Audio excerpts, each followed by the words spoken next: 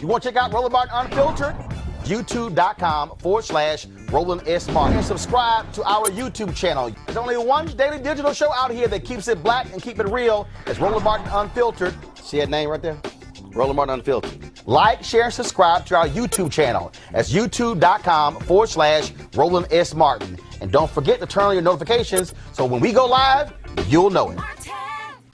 Erica Campbell, welcome to Roland Martin Unfiltered. Thank you for having me. All right, so let's talk about this. What, more than pretty, doing the soul work that uncovers your true beauty. First of all, what's that about? In terms of it's about more than pretty, like what is that? Yes. It is knowing that you're more than your exterior. I think we are very visual in this time in our culture, which is not a bad thing if you understand that your pretty has power. And you don't know that if you have not kind of combed over your life and asked yourself why and have some real understanding of who you are and why you are the way you are.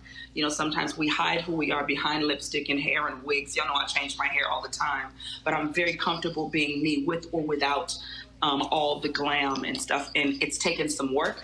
And so I just want to share that, give some tools on how we can be free, like really look at ourselves and like who we see in the mirror and feel good about it. You know, it's interesting you say that. I was having a conversation. I was on a movie junket, and I was having a conversation with the guy, and he said that he took Instagram off of his phone. And I said, why? He said, because even though he's gone on nice vacations, he just felt like his life was so immaterial based upon the people who he followed. And I said, wait a minute, hold up. I said, you seriously? I said, was bothered and in a funk because you were seeing the vacations of other people? I said, that makes no sense whatsoever. And it was amazing because he said how he just could not get over or reconcile what he was seeing with his life. And I was like, wow, allowing that to impact you. No kidding. Wow, it is crazy. There are statistics that show that depression is on the rise, and social media has everything to do with it because we're constantly thinking our birthday parties aren't like somebody else. I mean, it's hard if you follow the Kim Kardashians of the world and you see these parties that look like Disneyland, and then you got a balloon and a cake, then you don't want to post it and you feel bad about what you can do. I remember a cake and a balloon was fine for me growing up, but now we have this comparison, and I think it is all in an effort to bring us down, low self-esteem and poor self-image, and always trying to be like the Joneses, trying to look like the next person, be better than the next person. I can't post my relationship because my husband ain't as fine as hers, or my car isn't as fancy as theirs. It's just absurd, and all it's doing is robbing you from living a life that you really enjoy. And listen, I'm an entertainer, but I am such the regular person, and I'm okay with that. Right. I mean, look, I tell people all the time. I mean, I've got friends, I've got fraternity brothers, I've got colleagues, they've got private planes. You know what? God bless them. Yeah. God bless. Yeah. God bless him. And guess what? And I've actually flown on some of the private planes, and I appreciate it. But you know what? When I hop my butt on Southwest or Delta or American or United in first class or coach, I'm fine as well. I mean, but it is amazing. It's amazing the people who I run into, and I have these conversations where they literally are just judging and changing their lives, changing their relationships based upon what they're seeing somebody else do. And it's just, it is mind-boggling. Yes. Now, I'm not one to blame the devil on everything and say that he does everything, but I do think that there is a plot and a plan to steal the souls of people. And you can't enjoy your own soul if you're busy looking at someone else's. Am I a Christian enough like her? Am I a good politician like that person? Is my business flourishing? Everybody has different phases and places in life. I think when you look at a body, the foot is different from the head, but both necessary. You try losing one pinky toe, you can't walk straight. So there is value to all of us, no matter whether you are the person that works at the concession stand in the store or you're the person that owns it, because the person that owns it doesn't have a good business without employees. So we're all at different levels in our life, and it is okay. And I think once we don't know that because we're so busy looking at each other, because we're not comfortable in our own skin. You know, whether I'm making $1 bajillion or they didn't pay me anything to sing, there's still value because I have something to give. It doesn't lessen my assignment. It doesn't lessen my gift because someone couldn't afford to do what another church or another venue or event or theater could do. I still have an assignment, and I still have joy in doing that because my purpose is people, not pleasing people, but encouraging and uplifting and inspiring people and allowing people the freedom, giving them a pass to be fully themselves, no matter what their economic situation is. You know, I had to have a real hardcore conversation with a young female journalist who called me, and she wanted some advice. And she's a general assignment reporter. And she said, you know, I'm thinking about becoming a traffic reporter. And I went, come again? And she happened to be citing another traffic reporter who has a significant following, more than 600,000 folks on Instagram. And so she talked about how when that was this incident and this young woman the story had gone viral, and she had been, you know, Chance the Rapper had tweeted her or posted, and Gabrielle Union or whatever. And she was talking about, you know, her huge following. And I said, do you understand a lot of Instagram is about TNA? And she was like, she's like, Roland. I said, no. I said, a traffic reporter. I said, do you know what a lot of people hire traffic reporters based upon? She's like, what? I said, their bodies. Wow. I said, you're literally, I said, what's the upward trajectory of a traffic reporter in their career? I said, what? New York, LA? I said, what is it? And I was trying to get her to understand that you literally are talking about changing the direction of your career because of somebody else has a lot of Instagram followers. And I can't tell you the number of conversations that I've had to have with journalists, women and men, who are so caught up in likes, retweets, and followers. And I'm going, focus on the work. Focus.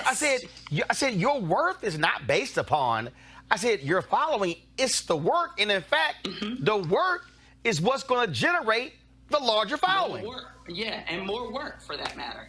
You know, when you are not looking at and it's hard, Roland. It is hard when you feel like you posted something amazing and wonderful, and everybody's going to double tap this, and you only get 2,000. Well, 2,000 is low for me, or you only get 20 likes. But here's the deal. Who cares? Is it not good? Who cares? Who cares? If those few people are the people that you are impacting, you could literally be changing lives with those small numbers, small quote unquote. But it's still a whole life change by what you had to give or say or impart that can go much further than what social media ever could. If we get our eyes off the numbers, but really it speaks to insecurity. It speaks to, I just want to be seen. I want to know that I'm not doing this for nothing. Am I valued? Does anybody care? Does it even really matter? And so that's how people feel. And when you talk about when you post something or when you say something and you really don't know who that thing impacts. I remember when I was the founding editor of BlackAmericaWeb.com, and so when we started the site, there was no faith channel, and I said, well, we ain't gonna have no black website and not have a faith channel. And so I added that to it, and we added some daily devotionals and some other writings. And so I remember getting an email one day from this woman, and she said in the email, she said, I listen to the Tom Joyner Morning Show every day, and I always hear about this website, and I've never gone to the website. And she said, but today I decided to go to the website. And she said, and then I saw this piece you wrote, which was on the Faith Channel. And she said, and it really, she says, and after reading it, I now realize that God has a purpose for my life.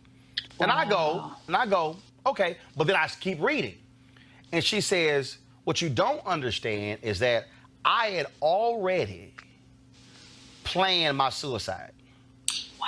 She said, I knew when I was going to kill myself. I knew how I was going to do it. I had planned all these things out. And she said, but it was after reading what you wrote that I realized that there's a purpose. Now I tell people all the time that people go, oh my God, it's unbelievable. But I explain to them, though, that had I not written what God had placed in my spirit, and had I not created the place on the channel for that, when she listened on that day, she would not have had a place to go to actually read that.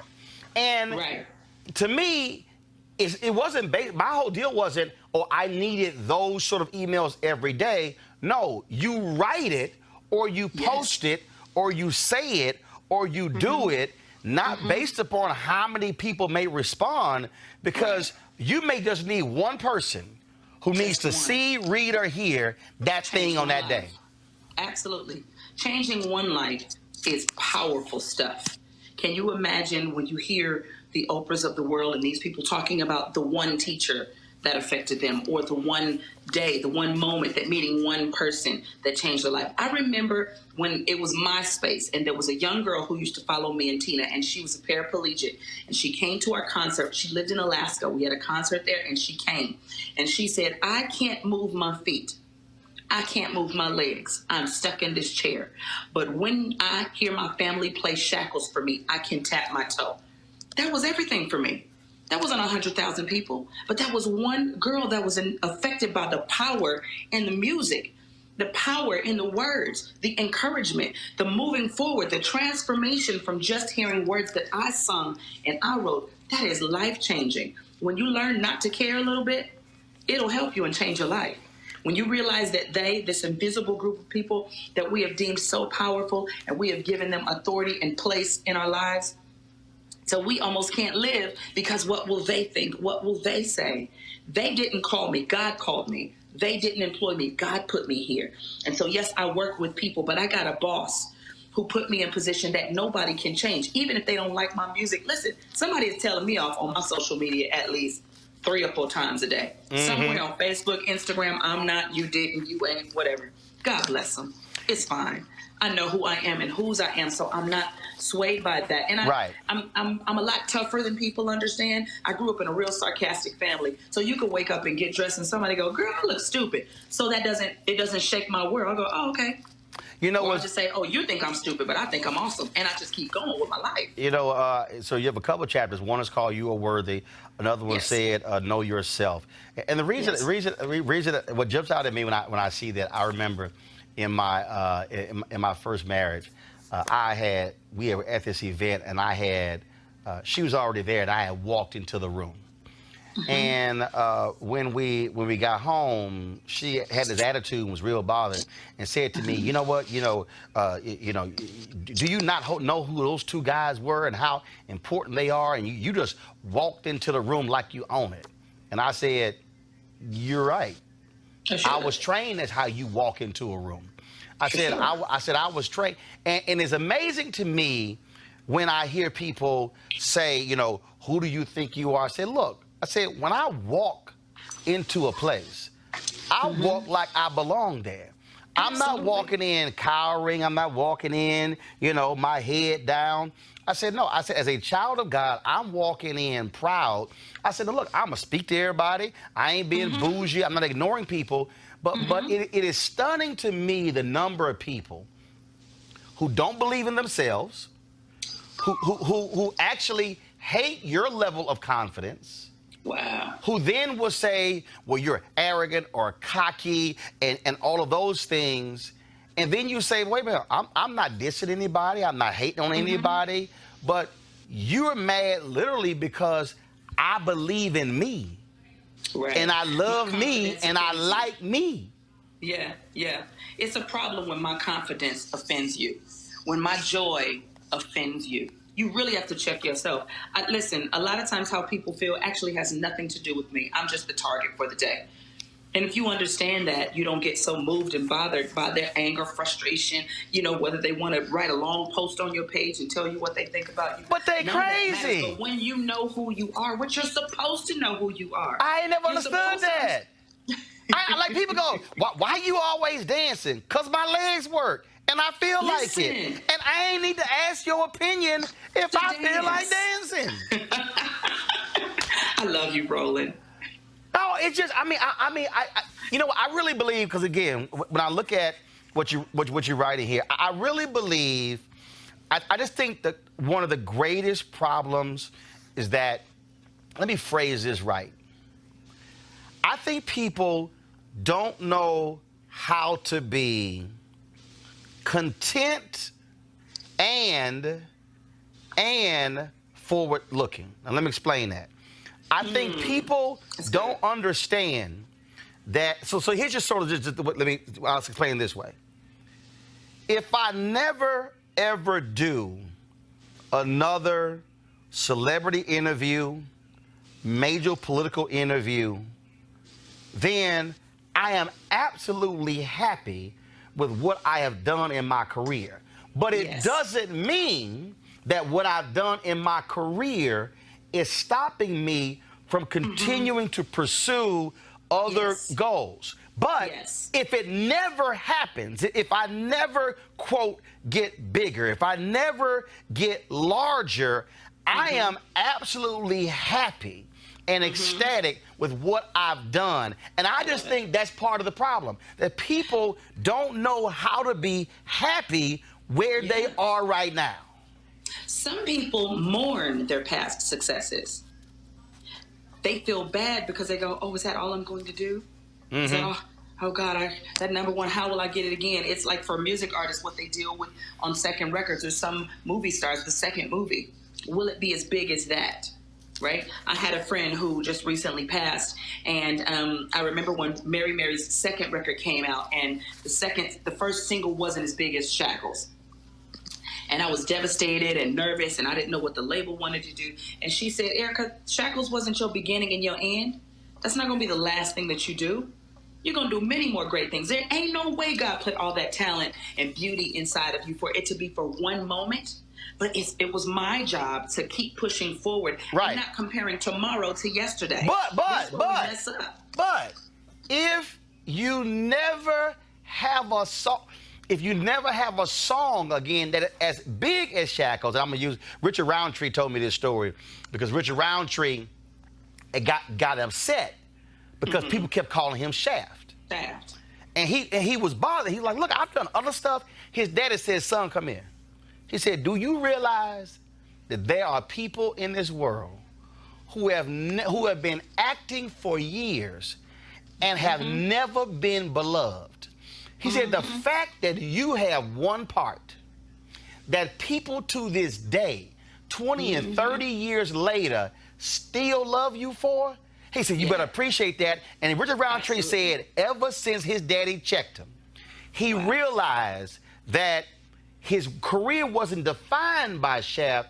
He said, but I appreciate every person who comes up to me. And so if a song never, ever gets that height, the fact that it got that high is still what you should be joyous about. Absolutely. Absolutely. It's the way I feel when I hear artists minimize their biggest single or artists who say, don't call me the name of that character. It is absurd, and it shows a level of ungratefulness. Yep. So you can be grateful for what was and still be in expectation of what is to come. And knowing how to be somewhere in the middle of that space allows you to plan and dream and think and grow. And that's the work that you have to do on your own soul. Because a lot of this happens, and it's a conversation that's just you. It's in here. Yep. Sometimes it's all what you are telling yourself. So if you don't learn to speak life to yourself about yourself, there you go. Then the negative voice will keep on bringing you down, and you'll smile and you'll be working and doing everything, but be depressed. You'll be smiling and working and successful and commit suicide. Yep. You'll be smiling and successful. And I always tell people, I never want to be a public success and a private failure. So if I feel away standing on the side of the stage because somebody else is killing it, I go, check your spirit, Erica. You are full and complete and have something amazing to give. You celebrate that person. Celebrate. Cheer them on. Matter of fact, get in the front row. Put your hands up in the air and scream for them. Don't allow that seed to grow, because it's a seed being planted. And sometimes you need to figure out, when did it get there and how can I uproot it? That causes me to compare myself and minimize somebody else because it's really what I want. That jealousy and that envy, that can be the root of all kinds of evil, and that will rob you of your joy. You have to do your soul work to figure out why you feel the way you do when you walk into a room. I know my power when I walk into a room. You know what? And I own it. What was interesting as you were talking about that, I thought about for a second, and I've asked Jeffrey Osborne this, the OJs this, all the bunch of different artists. I always asked them. I said, have you ever encountered another artist who you were supposed to tour with or work with, but because you killed it, they were like, no, we ain't rolling together. And man, every single one of them has a story. And the thing for me that's amazing, why I like old school artists, because when you talk about Motown and the Chitlin circuit, or even before that, it would be 6, 7, 8, 10 acts on a bill. They might do 4 or 5 shows a day. And see, if you were the closer, but then somebody else all of a sudden killed it the last 2 or 3 shows, then they might start closing. But they fed off the competition. Yeah, it was competition. There was love, but they brought the best out. It is amazing to me how many stories I hear today of artists who are jealous and don't want, and like, well, that person was too good, so no, you can't be on my show. As opposed to, no. I want other people who are gonna bring it, who's gonna force me not to be lackadaisical and bring that thing again. But that's, to me, I think that's also that doubt and that sort of that fear and no. I need to be the best thing in the world. No. I want to compete against the best. Yeah, absolutely. I had a 3-year anniversary concert in Brooklyn, New York at this big park, and I brought everybody out. BB Winans was there, all kind of art gospel artists, amazing singers, Leandria and Kiki, all these people were there. And I wanted them to be excellent. I didn't want them to be subpar. Because, and guess what? I didn't even realize I sang like one song. I was there to push and celebrate others. And I love doing that, especially because in my genre, the gospel genre is sometimes considered, oh, they just sing gospel. No, I sing for the King of Kings and the Lord of Lords. I should be excellent at all times. People should come and leave changed and transformed. They should see something. It shouldn't be a regular church experience. And so when I see somebody get on stage and wear the place out, I'm cheering them on every step of the way. I don't feel jealous. I don't feel insecure. I don't feel any of that because I know nobody can be me but me. Even if you sing my song, you ain't gonna sing it like I would. And that's fine. How do you give me an example of and you talk about in the book how you have kept what I call evil, spirit draining people out of your life? Because see, I know how I roll. Like they can't even talk to me.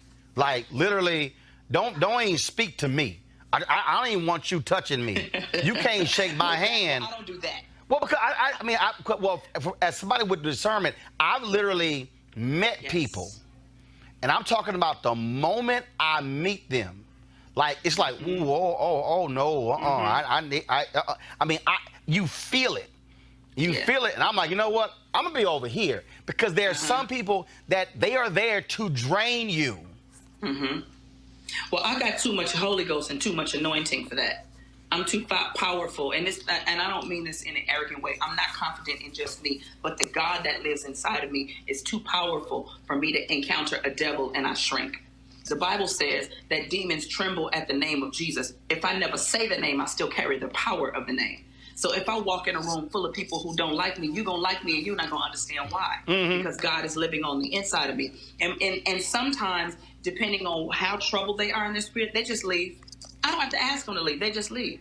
They don't want to talk to me. Well, I'm too busy talking about good things, and I'm too busy shining my light, and darkness and light don't ride together. The moment one light comes in the room, the darkn's has to leave. This actually happened. This actually happened, Eric. I was giving a speech in Portland, Oregon, and I flew in, I changed clothes in the office, and it was they had this reception. So, I mean, a pre-event reception. So I come out, you know, I'm speaking to people, I'm talking to people, you know, everything. And so then at one point they keep asking me, well, you know, we can go back into the room. I'm like, no, I'm good right here. So I'm just chatting with folks, you know, and taking photos. And there was a guy who was one of the folks who brought me in. And the moment I shook his hand, I literally, and I was kind of like, something ain't good here. But here's what was interesting.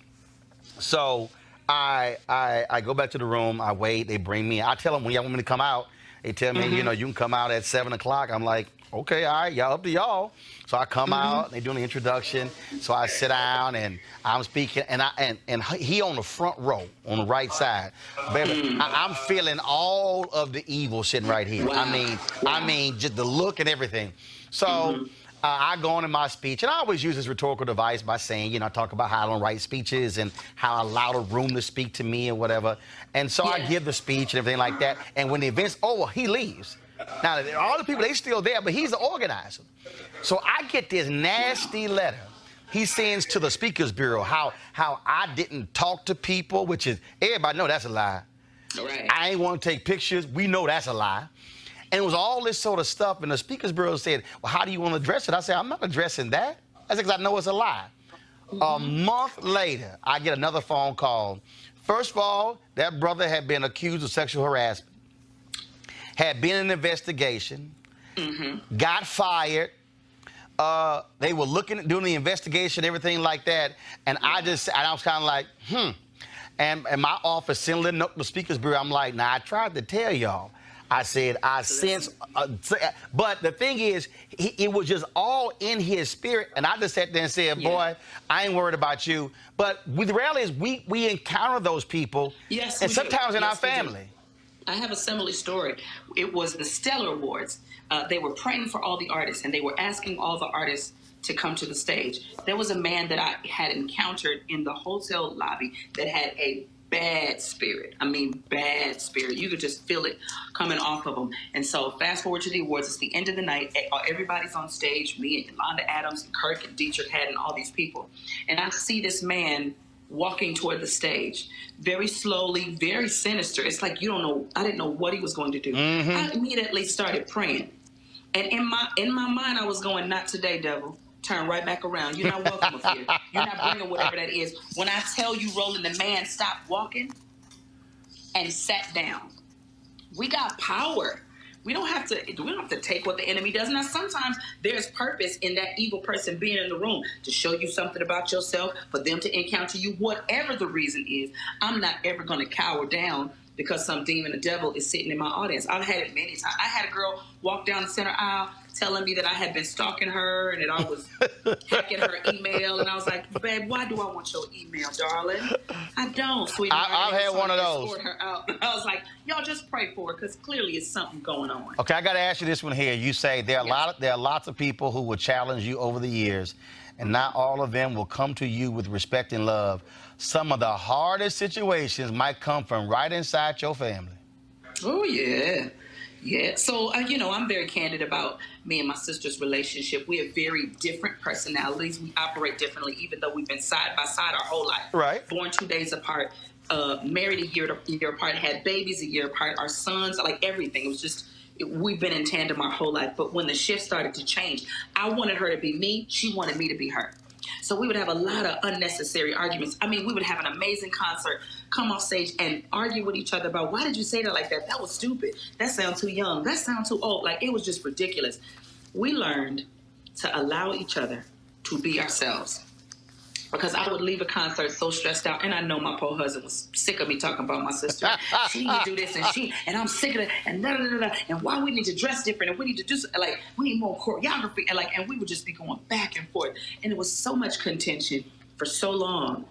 And when we both started going, that Mary show was really interesting. It did a lot, but it revealed a lot to us about us, and so we matured up and we grew up a little bit.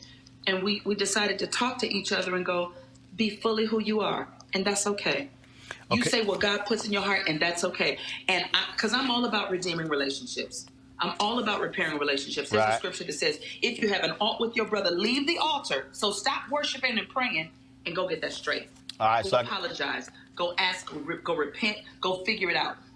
And we had to stop singing to apologize to each other, to nurture each other, to grow, and to ask the whys that we needed to ask, and to sometimes to just be there as we shed a tear or two with each other. And it has been so healing and so growing. And that's really what this book, More Than Pretty, is all about. It's growing. It's asking these questions. It's figuring out stuff. And why do I feel this way? Why did that make me so angry? Why does that make me so sad? Why won't I embrace this part of myself? Why am I so scared? And then come to your resolve and then own it and be the best version of yourself. I got to ask you this here. You talk about in this chapter here, take care of yourself. You talk about your love of Cheetos, but then you talk about, am I sexy? And so I remember when, oh man, what was it? I remember because you came on my TV One show, but I remember when people were like, it was the white dress. What is wrong with her wearing that outfit? Oh, what? I mean, people lost their mind. They did. And it was like, do she not understand? We can see breasts and hips and butt, and people just lost it with you. They did. And in fact, Megan Good has talked about that. How she's being slammed. So, well, your husband's a pastor. How dare you? All of that. I just want people to stop and just say to themselves, say it out loud, God made sex. So if I'm sexy, then I operated in the realm of something he created. Now, does everybody need to see everything? No. That picture that they were talking about, it was my curves. I had just had a baby, my last baby, and I had worked hard to look good, and I felt comfortable in my skin. And so I won't let anybody vilify. And I think that's the problem, especially in the body of Christ, and not just the Black church, but a lot of churches where you are told, don't do this, and sexy is offensive. And so you don't own your feminism and your power and this thing that God has placed inside of us because it's vilified and looked at as something as bad. It's like God created it, the enemy perverted it, and we let him have it.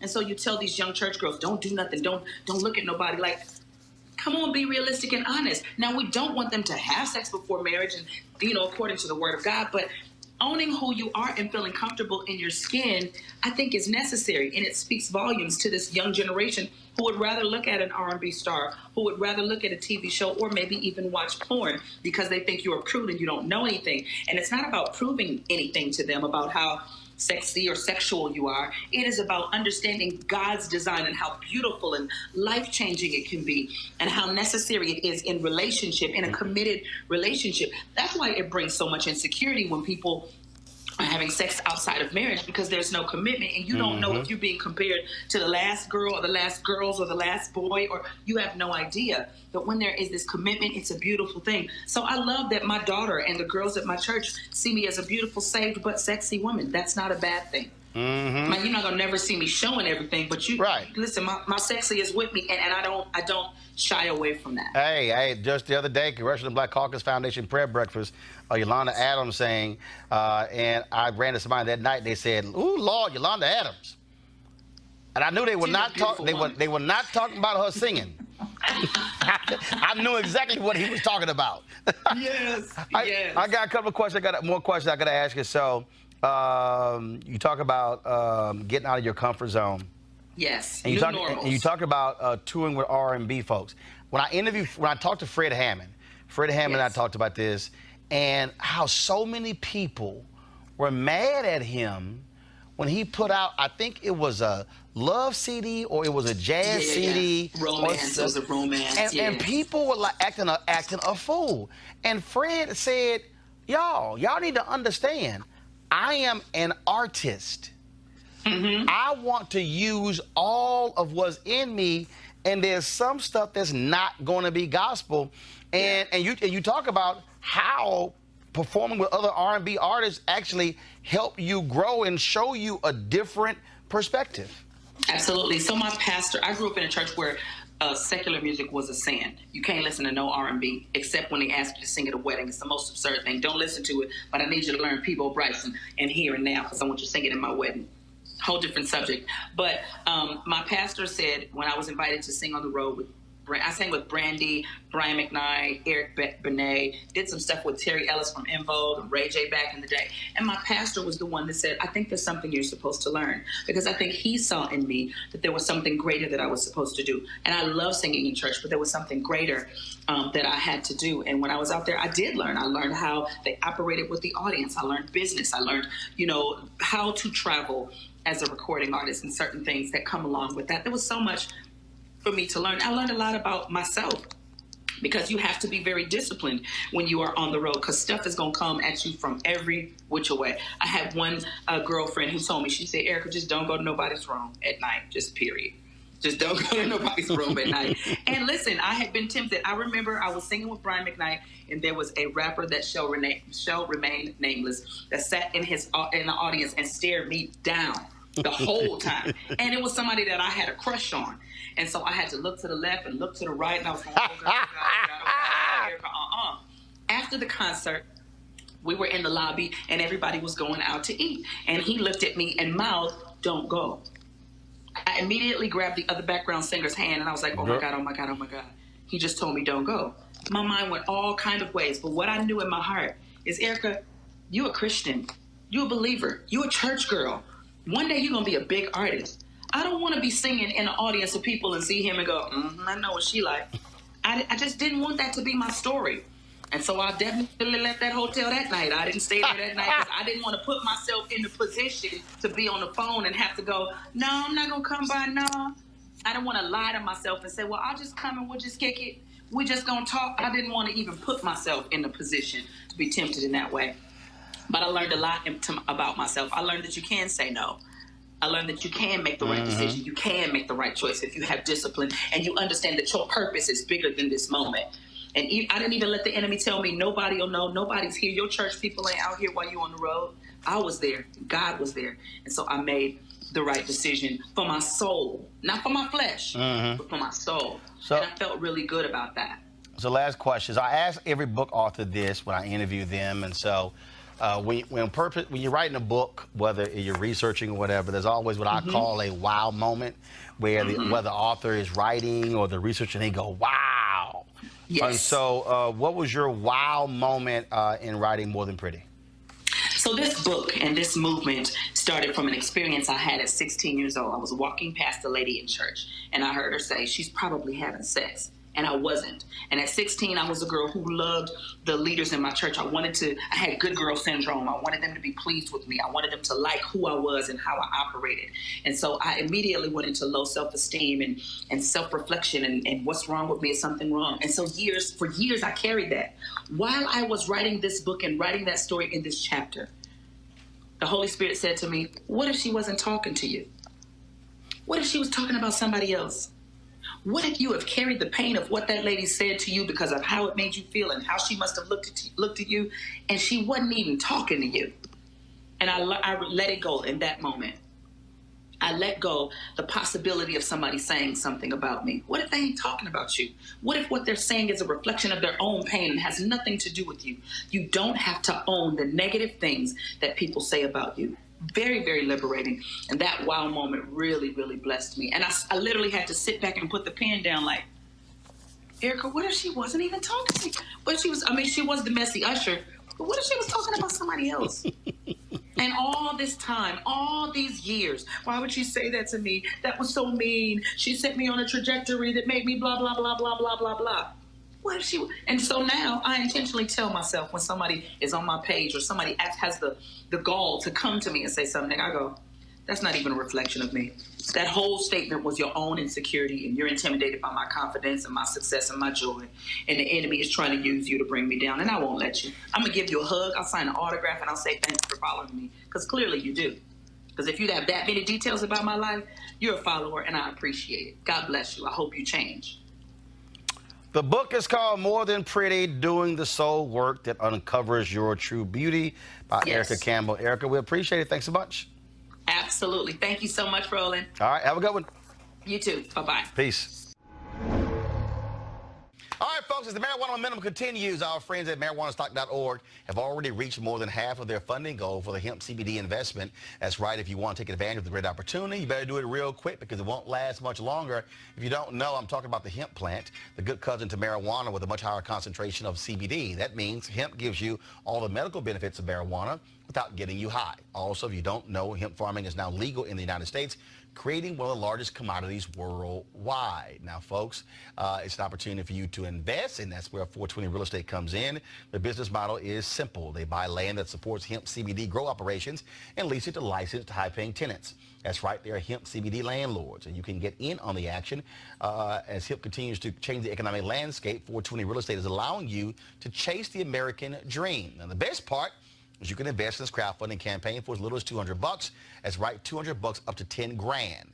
To invest, go to marijuanastock.org. That's marijuanastock.org. Get in the game, folks, and get in the game now. Right. Bishop Kenneth Omar, glad to have you. Glad to see you. Good to see you. Absolutely, absolutely. I've seen you since the election. Yes, indeed. Yes, indeed. We had an interesting time. You know what? Very I still have not seen the full debate. People keep hitting me up saying they only put like a clip, and I'm trying. Who do I reach to get it? Because I'll find out. Right, because people keep telling me, man, I heard y'all two got into it, and I would love to be able to share it with folks. Absolutely, absolutely.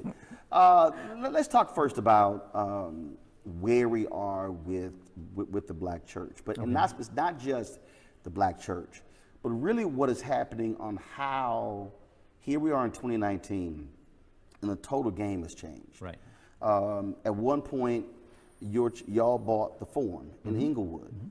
You have massive edifices, but the reality is, more and more pastors are going to smaller churches, smaller locations, multiple locations. So it used to be the people came to the church. Now the church is really going to where the people are. Exactly. Which is a significant shift, but a necessary shift. Because I think with all of the social media and clicking and Facebooking and Instagram, and it's interesting because we're talking more, but we're communicating less. We have less relationships, although we have more talk. Right. And so I think there's an interesting desire for, and we're finding out in our own church, more of a desire for community, for relationships, I think that the day of at least the mega buildings. Right. And I have several friends who, when the cameras are not rolling, say I'd never do it again if I had another. I've actually talked to several pastors who said, I would not do this today. I would not, because now the pressure is you're trying to field 3,500, 4,000, 5,000, 10,000 seats. Yeah. Well, if you've got, and I have friends like this, if you've got 6, 7, 8, 9, 10,000 seats, and you've got 2,000 people is a lot of people. Right. But if you got 8,000 empty seats, that's a whole nother situation. Well, but also I think that, and this is the thing that I think as somebody who's born and raised Catholic, left the Catholic Church when I was around 24, 25, and I've attended Baptist churches, Methodist churches, non-denominational churches. When you talk about community, I really believe that that's the one thing that a lot of churches are not focusing on, community/family. I was in the session, they were talking about the size doesn't matter, or something along those lines. And as I was listening to it, this is what I didn't hear someone actually say. I didn't hear them, they kept talking about members. But Ralph Douglas West, who was my pastor in Houston, he said, no, I focus on families. That's good. He said, if you focus on members, you can have people who are members and they're transient. He said, well, you want to attract families, and that's, I think, what also community and fellowship comes in. Very significant. And it's interesting because nowadays, even in church business, finance, that kind of thing, back in the day, they'd say how many members you have. Now they want to know either how many families, giving units, or how many people show up. I mean, I know several guys who are still using numbers. Of course, most preachers count by twos. That's a whole other conversation. Yeah. But I have friends who are using numbers that on paper, you know, I never forget one time we were in the forum, as a matter of fact, and somebody, a reporter, someone asked about a mailing list, and my office sent out our database, 22,000 people. Well, I've never had 22,000 members in my life. Right. But those are names, and like Ralph said, those people may be there, they may not be there. So I think that the unit that counts is the individual who shows up and the family. And more there's a need for, and there's a shift for, how do we build, actually how do we rebuild our families, particularly the black family. And I think that the day of the black family is going to come back. I think it's coming, man. I think there are men, I think there are women, I think there are churches who are saying that's the gold mine. That's where the future lies. And certainly I get it with the millennials and the age thing, but more than the age issue, it's the unit issue and the unit of the family and the desire and the necessary need to put the focus there. And that's how you're going to change the community and change the neighborhood. How have you tried, or how have you shifted your preaching or teaching based upon this being a different generational emphasis? Because previous generations, it was you went to church, you likely went to Bible study, it did not matter, that's how you were raised. Now we're in a total transient world where folks say, I don't have to go on Sunday, because the reality is, I got 300 sermons on my iPod. Right there. I can literally pick up my computer up, and I can watch a church service at any time I want, at any moment I want. So I don't have to do that thing. That's good. Which is interesting because, in a sense, that is anti-community or counter-community, in other words. I can do that in my home, and I have members who do that at their homes on their computer or whatever, and they don't come to the building. I have a friend whose online campus. I have a friend whose online campus raises more money than they do the people who come. I have a friend who raises $100,000 a week from people who don't even step foot in that building, which is interesting because on one hand you're saying people want community. On the other hand, they're watching your program, eating, drinking coffee in their pajamas. But okay, so let's deal with that. So, if the church is advancing this idea of community, what that also now means is that preachers, board of trustees, church leaders are now going to have to understand the technology community. Yeah. So how do I create community? So in essence, if those folks are on there, so you have your Facebook, you have your YouTube, you have your Periscope, you have Twitter, you have all these different social media.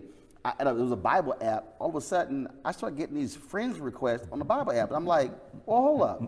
I ain't download the Bible app. I said, I got friends requests over here, but the reality is that's all the people who have the app. That's a community. And so the challenge now also is, okay, how do churches now think like technology companies to build communities online? And that's what we have to learn. That's part of the shift we need to make. And I think to ignore that is to ignore the possibility of expanding the kingdom and reach.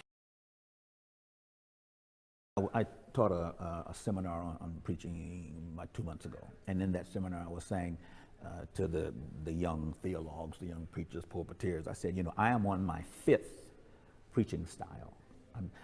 I was introduced in Chicago as an OG, so I guess I'm one of the old dogs now, And so, but I've shifted.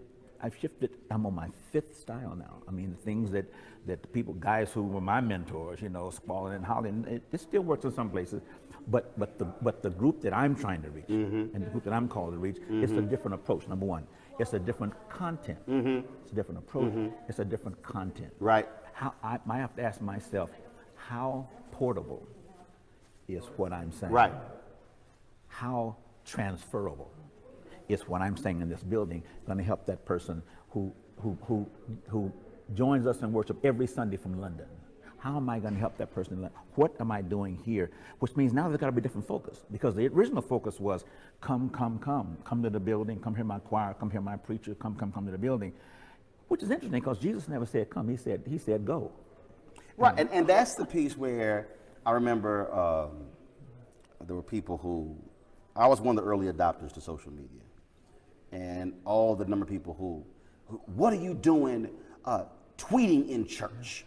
And I said, I remember at the time, so I probably may have had 300,000 followers. Now I've got about 520 plus thousand just on Twitter. Wow. I got 1 million on Facebook. And I said, do you realize that when I send one tweet, I said, at that time, I said, it was going to more than 1 million people. Yeah. I said, I don't know who's watching social media in that tweet. I said, secondly, I take copious notes of sermons.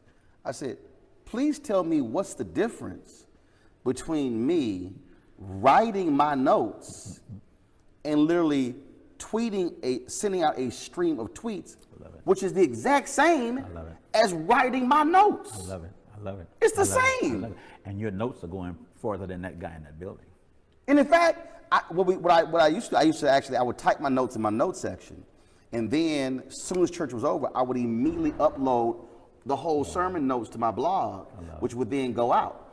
Well, then I said, well, you know what, people are not necessarily going to read just the whole blog, so I just said, I'm just going to start just tweeting. And these people were getting all upset. Matter of fact, I was in a church, and the pastor got upset, and I had to check him. I'm like, do you understand that all these folks were seeing it? Now you bring in live streaming. Right. So now I can then say, if you want to watch the sermon, go here. Josephine Baker's signature song was "The Times They Are A-Changin'." And then there's a passage in Scripture that talks about a tribe in Israel. And the most significant thing we know about that tribe is they had an understanding of the times. And if we, church, pastors, leaders, whatever, if we don't understand that these times are a-changing, this train will have left us. The people that we could help we'll never reach, because we don't know how to communicate it. We don't know how we don't know how to have a message that goes beyond these four walls. And if we don't, again, we're going to die on the vine. And some of the research, et cetera, is saying one of two things. They're saying church attendance is going down. Right. Others are saying it's the greatest time for the church ever. The church has the greatest opportunity. But it's not going to have the opportunity if it still operates the way it did down in Mississippi, and no problem in Mississippi. Right, right. But in terms of in rural areas, down home. It's a culture that has to change, man. And that culture inside the church must change in order to reach the culture outside the church. How do you deal with people who say, okay, you said you're in fifth preaching style. How do you deal with people who say, no, but I need you to change what you talk about, because you have people who are single, who don't want to hear messages about shacking up. Right. You've got people who are gay and lesbian who do not want to hear certain passages of the Bible. You got people who say that those passages are wrong. You got people who say, oh no, women should be able to preach and teach. And so how do you ensure that how the world defines how the world views things, how do you ensure that, no, this is what has to be taught inside, not the world changes the church, but the church changes the world? How do you grapple with that? You know, Jesus said, if I be lifted up, I'll draw. If you lift, I'll draw. So the church lives in this tension between lifting and drawing. And it will often have to make a choice. It will have to make a choice between, it will lean too far to the lifting, the orthodoxy, the non-negotiable, whatever, on this side, to the point where it's not attracting anybody. And the church is going to die, the message is going to die, et cetera. On the other hand, if we flip way to the other side, then at some point we're going to be asking, well, what are we going to say? What are we going to say? So I think we have to live in that tension. I think the reality of where Scripture is and what Scripture says, it's like the message cannot change. but how do you change the myth? How do you present that? Got it. How do I mean, this coming Sunday, I'm doing a thing on David, and I'm talking about how this great man was an adulterer, was a liar. You know, what does God do with people who are adulterers? Whatever other term you want to use. So I can't talk this judgment without talking this grace. Right. I better get to the grace, or we all out of here, you know. But so it's the tension that I live in of not either or, but both and. Got it. And that's tough sometimes. Tough calls sometimes, man. But it will always put me in that place. Now, which way am I going to lean? This way, or am I going to stay in the middle and try to do both? And sometimes you'll hit it, and sometimes you'll miss it. Absolutely. Well, all the folks who watch do understand that when I'm in Los Angeles and I get there in time, that's the church I will drop by because one, it also helps. They close to the airport. Right in the airport. So when it's like I can land, it's like, oh no, I'm not far at all from getting there in time. But you know what? And this is not a pat on the back, but it is though. Your perspective of media, of journalism, etc. You walk that line, man, and it's a gift. It's a gift, and you and I know, because I'm on the outside. You know, I know other journalists, etc., who are unapologetically on one side or the other, and I get that. But you have a unique gift of being the voice of Black America, not monolithically, but as complex as it is, as diverse as it is, and you're fair. Appreciate it. Man. You fair, man. I appreciate it. Well, always good chatting with you. Bless you, my brother. I appreciate it. Thanks a lot. Stay on the wall. All right. God bless you. You want to support Roland Martin Unfiltered? Be sure to join our Bring the Funk fan club. Every dollar that you give to us supports our daily digital show. There's only one daily digital show out here that keeps it black and keep it real as Roland Martin Unfiltered. Support the Roland Martin Unfiltered daily digital show by going to RolandMartinUnfiltered.com. Our goal is to get 20,000 of our fans contributing $50 each for the whole year. You can make this possible. RolandMartinUnfiltered.com.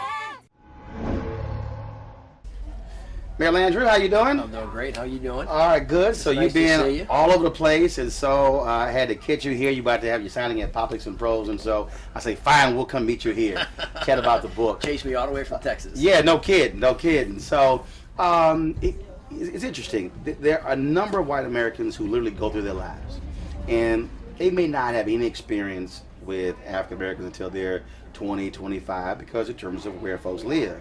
I mean, you literally had to confront this issue of race from the beginning.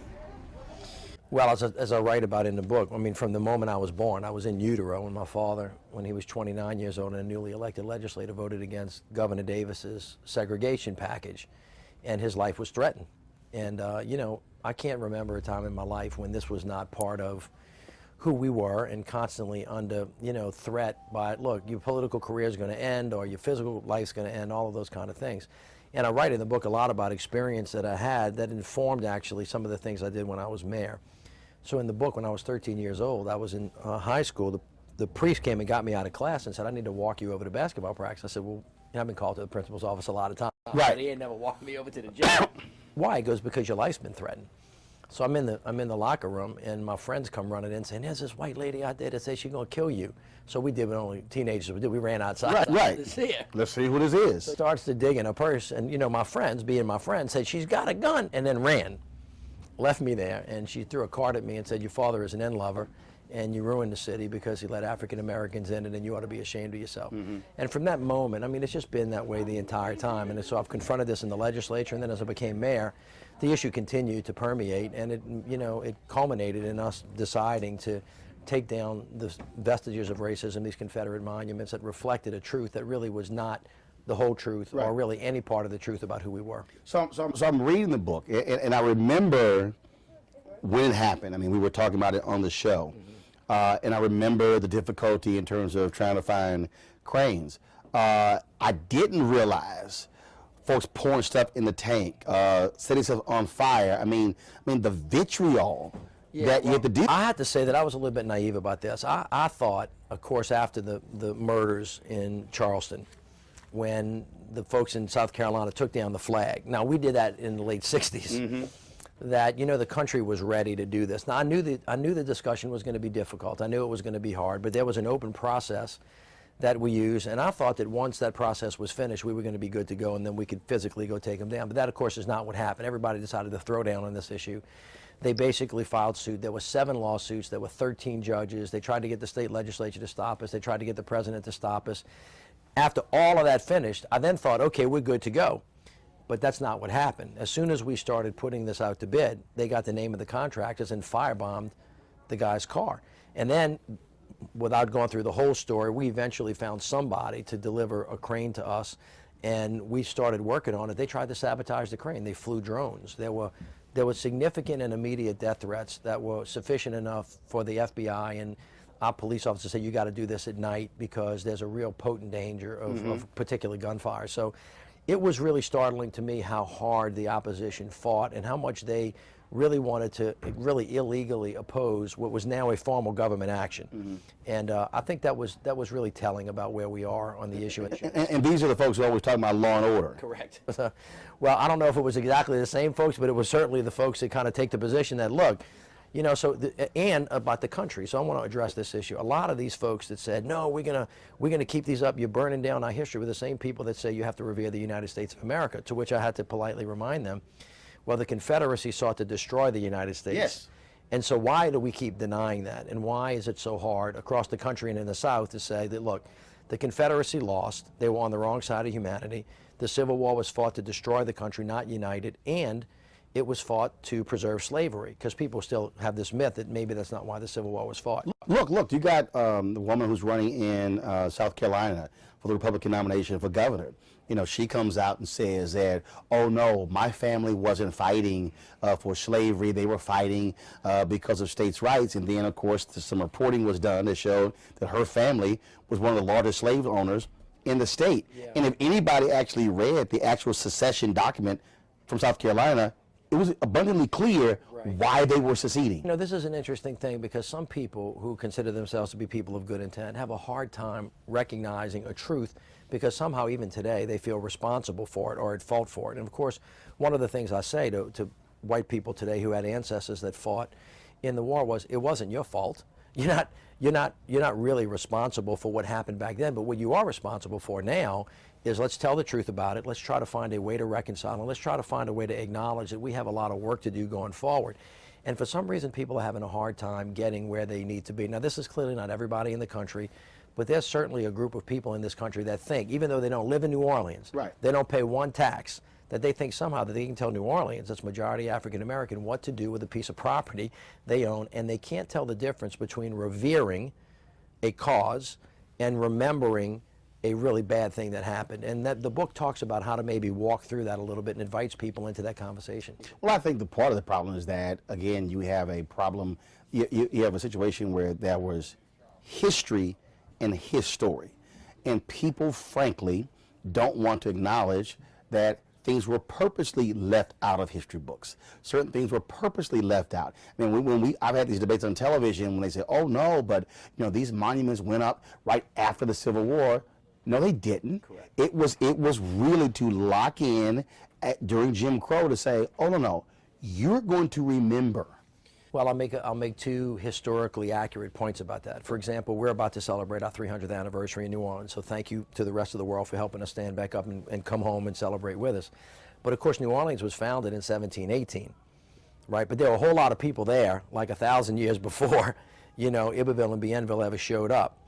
Secondly, from 1718 until 1890, when these statues were put up, because as everybody remembers, the Civil War ended in 1865, that particular circle was named Tivoli Circle. It wasn't named Lee Circle. So they actually, the folks after the Civil War, well after it, took the circle and obliterated many, many, many years of history and put General Lee up. Now, they didn't put it up to honor General Lee. They put it up to revere the cause for what he fought and to send a clear message that was delivered really precisely to African Americans.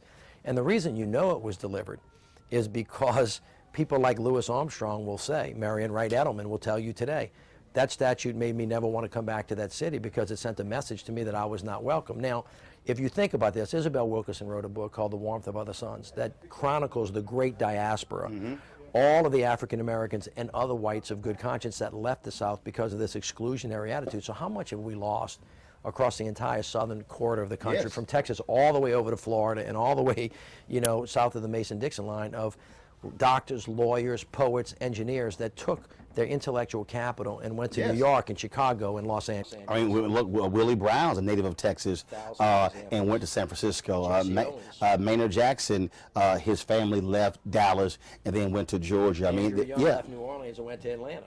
There's a reason. I tell people this all the time. I don't answer the question for them, but I ask them, why do you think in 1960 New Orleans was bigger than Atlanta and bigger than Houston, and then today Atlanta is really expanding, and so is Houston? They were multicultural. Atlanta particularly, which has led the nation in how you really believe that all of us coming together is better than us being separate, and that diversity is a strength, not a weakness. And if you invest in everybody and see their value, you're going to be better than if you're not. And of course, like right now, and I started doing this before Trump was even thinking about running for president, but right now, in the moment that we're in, the notion that diversity is a strength, not a weakness, is being challenged. And there are some people that are avowedly saying, I completely reject that, and I think that I'm stronger than you, and I'm better than you, and I'm bigger than you, so I win and you lose. And I don't think you agree, and I think a lot of people, that America is not a zero-sum game, that we really ought to judge people not on their race, not on their creed, not on their color, not on their national origin, or their country of origin, or their sexual orientation, that it ought to be judged based on your merit. And of course, this goes to the issue of police misconduct. It goes to the issue of criminal justice reform. It goes to the issue of immigration reform. How are we judging people? And if we judge them by their behavior, we're usually good. If we judge them by something else and second guess and assume they're going to be a certain way just because they're from a certain country or look a certain way, that's not really who the country is when we're at our best. You talked about growing up and where you lived, and people said, oh, they live in a black neighborhood. and it is stunning to me, the number of people who really don't understand how Jim Crow established our housing patterns today. Correct. And don't understand the impact that has had on schools, on businesses, on people of color, and folks go, oh no, but we can all live where we want to live, and you're going, no, you don't understand what that did and how that played a role in generational wealth, and with whites having $110,000 average wealth in America right now, blacks having $5,000. That's not just because black folks just keep spending. There are reasons why that happens. Well, there are institutional reasons and legal reasons. So, for example, the monuments themselves, they just one of maybe 100, maybe there were more, of actions that were taken by the government to tell African Americans you weren't welcome. The one everybody knows about is you drink at this water fountain, I'll drink at this one. One of them is if you look at a white girl the wrong way, you got a problem. One of them also was that an African American family that was driving down the highway could not legally pass somebody driving in a car that was white. All of those things were all the kind of part of poison of the same, the fruit of the same poisonous tree, where the message was you don't belong here. Mm-hmm. So the message was received.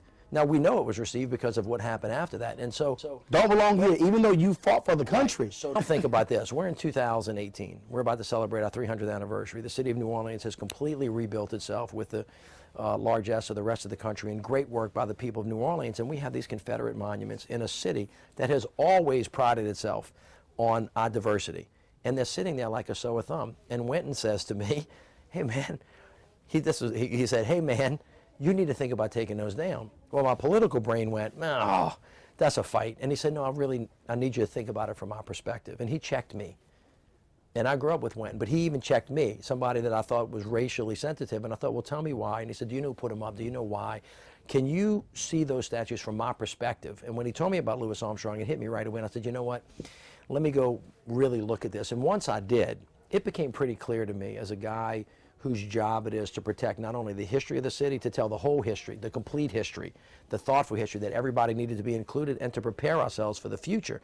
And I know, just as a mayor, a little Indian scout that goes out around the world and looks at cities that are doing great, that the cities that are going to succeed, the communities that are going to survive, are cities that are open and welcoming and value everybody based on their talent and based on their merit, and is not judged by all those things. And so, I don't want to say it was an easy call, it was a hard call, it was a complicated process, but I feel stronger today than I did actually when I started. This was absolutely the right thing to do, and I think history will judge it accordingly. I remember when Bob Dole was running for president, and he kept talking about how America was when he grew up. Right. Reagan did the same thing. Donald Trump, same thing. And all of these folks in these rallies, yeah, we remember it. And I'm black going, what? We didn't have the same view. So there's this line in your book where you said, today I look back and doubt the black kids I knew had the same rosy view of the world. And it is amazing how folks don't quite understand that look, your time as a child could have been this and wonderful, and but it wasn't for Emmett Till. It wasn't for Medgar Evers, who served his nation with distinction and came back. It wasn't for the soldiers who literally were beaten at train stations in their uniforms by other white soldiers when they were just fighting the same enemy. I'll address this too, and I'll write this in the book, about those of us in the South being able to hear dog whistles. And the Make America Great is something that everybody can aspire to. Let's make America great. It's the comma and again that gets everybody freaked out. And you go, well, okay, well, if you talk to any African American in the South, the first thing they say is, whoa, hold up. And if you're a thoughtful person, you go, well, hold up, like, why hold up? And they'll tell the same story that you just told, which is like, when is that again? And let me tell you about what it was like when I was there back then. So that's like listening to your daddy and Dr. Norman Francis and all these people. But in my life, and just in my life, I tell the story in the book that there's a pastor of one of the largest African-American churches. It's an evangelical church and Baptist church, and he went to Jesuit high school with me. He was raised as a Catholic, but then moved in that direction. And I asked him, I said, Pastor, because we're doing some work on criminal justice reform, I said, how was it we went to high school, white high school mostly, one of the few black kids there. I said, how was it a Jesuit for you? Did I miss something? Were they hostile to you? Were they hateful? He said, no, they weren't hostile or hateful. He said, but, he said, the thing that I remember the most is I never got invited over to anybody's house the entire 5 years I was there. Now, when he said that, I actually almost started crying because, you know what, I got invited over to people's houses all the time. Mm-hmm. And it never occurred to me that that wasn't happening with him too. So same kids, same school, same amount of time, completely different experience. And I could tell, even though he didn't tell me this, that even today, now he's a 54, 55, he was still pained by that, and that had a significant impact on his life. And it took a huge amount of courage and character of him not to be hateful and angry. So I tell white people, listen to me as a white man who you know that you grew up with, to tell you about the experience that you will not listen to from my African American friends. And the book is an invitation for them to kind of come our way. And if you point it out to them, I have some hope that people are beginning to listen. It is also important, though, to point out clearly that when David Duke raises his head and white supremacy raises his head, he needs to be slapped down by everybody in the country, Republican, Democrat, it doesn't matter. And this false equivocal of saying that somehow these guys are better and these guys, that's not right. You got to stand up on that. When the Klan steps out of the hood and steps out of the woods, you got to say, you know what, we're not going down that road anymore. But even the example you used about your classmate, that also translates to corporate America and other spaces where we're not invited here, not invited there. That's right. So we're not part of the deal flow. Correct. It doesn't lead to opportunities. It doesn't lead to folks who invest in businesses, things along those lines. And so you have people who are smart and who are brilliant, who simply are being frozen out of quarters of power. And that has a direct translation into this inequality we have. I think it's really true. I mean, everybody knows this. If you don't access to information, access to friends, access to people, that is not only at the office, but is after, you know, when folks go wherever they go or on weekends or go out to vacation. If there's not real interaction and integration, then you lose the opportunity to see an opportunity.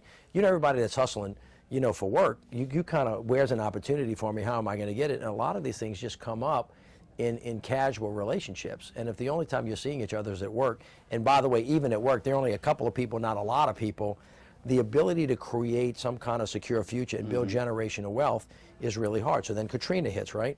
And all of a sudden people don't have generational wealth, they don't have title, they're in houses that got passed down from brother and sister and aunt and uncle like we do in big families, and all of a sudden the federal government says, I'm only reimbursing you if you show me title to the property. All of a sudden you're like, okay, well wait, you can't say that this isn't related to a whole bunch of other stuff. So the country's got to get smarter and better at this if we want to be better.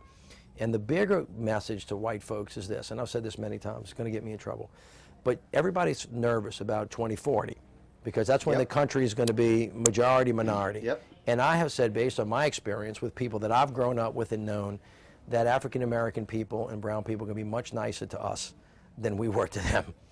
And by the way, if you see it as a zero-sum game, you got a much better chance of losing than if we start to really work together and build, you know, these relationships where we all will succeed. And I just think we got to get there.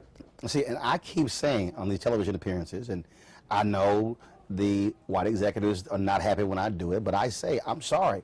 What we are having to deal with today is white fear. There's fear of, oh my God, what's happening, losing culture, what about opportunities? And I'm going, look, you have to confront the reality that America is changing. Correct. You are not turning any clock back. Correct. But Ron, if I might, here would be a suggestion about how to go forward. And I write this in the book about just how you do this. Like the 6 most important words in the English language happen to be I am sorry, but then the other ones have to come, which is I forgive you. Now, to the whites who said, well, I don't want to say I'm sorry. I said, well, we can't have the conversation until we recognize that something bad happened. Or someone says, why do you keep bringing that up? You should forget that. But we can't go forward if the other side says, well, I'm going to hold your feet to the fire like you were the one who was there. We've got to get to, it's going to be okay, you guys. We're going to work together. There's an open hand here, as opposed to, as you know, as folks said, a clenched fist. And so the book is really, it's not a judgment. It is, here's the truth. Let me give it to you as I know it and I believe it to be. Let me show you what the pathway forward looks like. And it seems to me that we just got to state clearly, the Confederacy was on the wrong side of history. It was fought to destroy the country, and it was fought to preserve slavery. And thank God the Confederacy lost, number one. And secondly, just very basic principle, that diversity is a strength in our country, not a weakness. And if we really work towards that, eventually we will make the progress, because as John Lewis has reminded us, there has been a lot of progress that's made, as President Obama has reminded us, but we also have to say, well, we got a long way to go. And it's obvious that sometimes people want to turn the clock back. We're having that moment right now, and we just got to say, you know what, we're not going back that way. And if that's worth the fight, then we have to have an uncomfortable conversation about it. We've got folks who are running for president. We know who they're running for president. We've got individuals who are saying, Mitch, look, you're playing identity politics. I keep saying, no. Identity politics is a BS phrase that was created to push the buttons of certain people. The reality is, this is not a group thing. This is an American thing. Correct. Well, for example, America, what are we about? If you want to celebrate our country, you celebrate people who try to bring our country together, not people that tried to separate it. That's what the Confederacy did. That is what Robert E. Lee did. That's what Jefferson Davis did. These are not my words. I mean, this is what they said they did. That's first of all. Secondly, it is particularly American to judge people based on merit, not who they were born to or whether they came from a certain country. I mean, we are like everybody has hope and opportunity. We all come to the table of democracy as equal. What's more American than that? And so when people have to confront things that we did in the past because it was painful for us, we recognize it's hard, but we can do this together. I just want to tell you, everything's going to be all right. But we have to be respectful of each other, and we have to see each other. And by the way, this is true across races. White people are not the only people that are racist in America. And racism doesn't just happen in America. The whole point is that when people are in pain, when they're cold, when they're hot, when they're hurting, when they're poor, when they feel like they're at risk, they can be turned against each other, and they can be encouraged to not see the common bonds that we all have. And I just think America's better when we figure out that, you know, when we work with each other, it's all going to work out all right. Last question. So I've kidded you about running for president. So I'm not going to ask you the question, will you run, will you consider it? But I'll ask you this. What would you say to the candidates who are going to run, who are thinking about running, how they must address this and deal with it? Because, you know, many of them will operate like when Wynton came to you. Yeah. Look, man, that's the last thing I want to touch. I don't want to go there, but you got Trump sitting there with no button that he's pushing. Yeah. It's sitting right there. What would you advise a candidate running for president when it comes to this issue? Well, of course, now I'm 30 years into government, and I have governed in New Orleans with, I think, a sense of doing what I think is right for the right reason. And I think it's worked very, very well.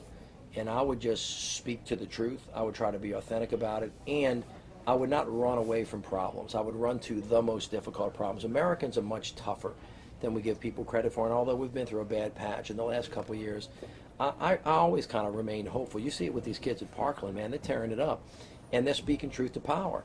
And they're really kind of getting after people and making them think again about the level of violence and the culture of violence that we have in all of its iterations. And the people of America can change. They can get better. Just like, look, my mother, who is a saint, told me not to take the statues down. But after I did it and she read the book, she came to me and said, I never knew this. They never taught me this. I didn't understand. And you could see her transforming. And Dr. King completely showed us that. I mean, the power of transformative love. And I just think that we got to kind of stay the course, do the hard thing, and we'll get where we need to go. All right, then. Thank you. Mayor Landry, we appreciate Don't it. mess with Texas. Never. Thank you, Roland. Appreciate it. You want to check out Roland Martin Unfiltered? YouTube.com/Roland S. Martin. And subscribe to our YouTube channel. There's only one daily digital show out here that keeps it black and keep it real. It's Roland Martin Unfiltered. See that name right there? Roland Martin Unfiltered. Like, share, and subscribe to our YouTube channel. That's YouTube.com/Roland S. Martin. And don't forget to turn on your notifications so when we go live, you'll know it.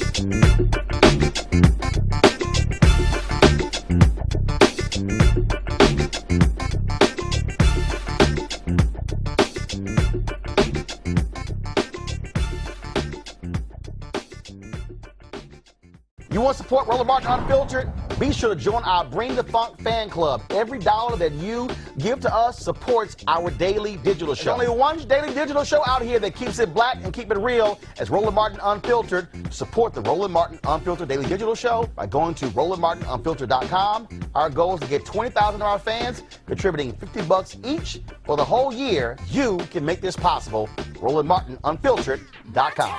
This is Diala Riddle, and you're watching Roland Martin Unfiltered. Stay woke. This is Director X, the director of Superfly on the red carpet or the black carpet, and you're watching Roland Martin Unfiltered. Yo, what up, y'all? This is Jay Ellis, and you're watching Roland Martin Unfiltered. Hi, I'm Chaley Rose, and you're watching Roland Martin Unfiltered. I'm Lex Scott Davis, and you are watching Roland Martin Unfiltered. Hey, what's up, y'all? It's your boy Jacob Lattimore, and you're now watching Roland Martin right now.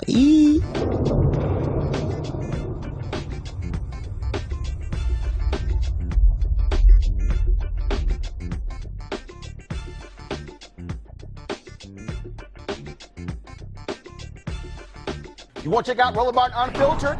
YouTube.com/Roland S. Martin. And subscribe to our YouTube channel. There's only one daily digital show out here that keeps it black and keep it real. It's Roland Martin Unfiltered. See that name right there?